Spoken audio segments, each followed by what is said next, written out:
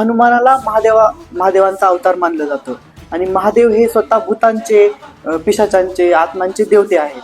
तर असं का म्हणलं जातं की हनुमानच्या चालिसा वाचल्यानंतर भूत प्रेत दूर जातात. महादेवा तसं तर महादेवाचाच अवतार हनुमंतर आहे. हा.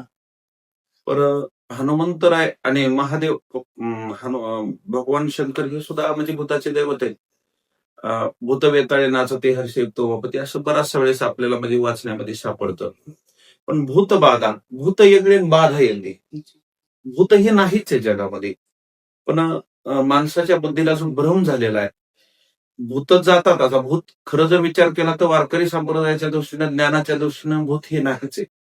आणि जे भूत आहे एक वेळेस आम्ही सहज सतत सांगत असतो, देव तरी मिळणं सोपं आहे पण त्याच्यापेक्षा भूत मिळणं कठीण आहे. पण माणसाला भूत नाहीत. माणसाला जे म्हणजे माणसाला जी बाधा होती ती काही भूताची बाधा नसते, तो भ्रम असतो. आणि मनुष्य भ्रमामध्ये वायाला जातो. जसं दोरीचाच सर्प, दोरीच पण सर्प भासल्यानंतर मनुष्य जसा त्याचं म्हणजे त्याच्या अंतःकरणाची भीती उत्पन्न होते.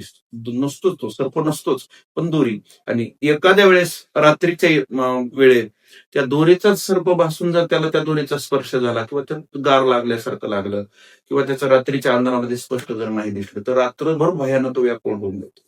तर बाधा याचा अर्थ भूत नाही. हनुमंतरायाची चालिसा वाचल्यानंतर बाधा बाधा याचा अर्थ भ्रम आहे, भीती. भूत नाही. खरं भूत तर मनुष्याला लागत नाही, मनुष्याजवळ येत नाही. खरं भूत नाहीच याच्यात. आता आपण जर बघितलं तर हे थोडं हे अंधश्रद्धेमध्ये येतं. माणसानं मला भूत लागलंय म्हणणं हे सगळे अंधश्रद्धा आहे.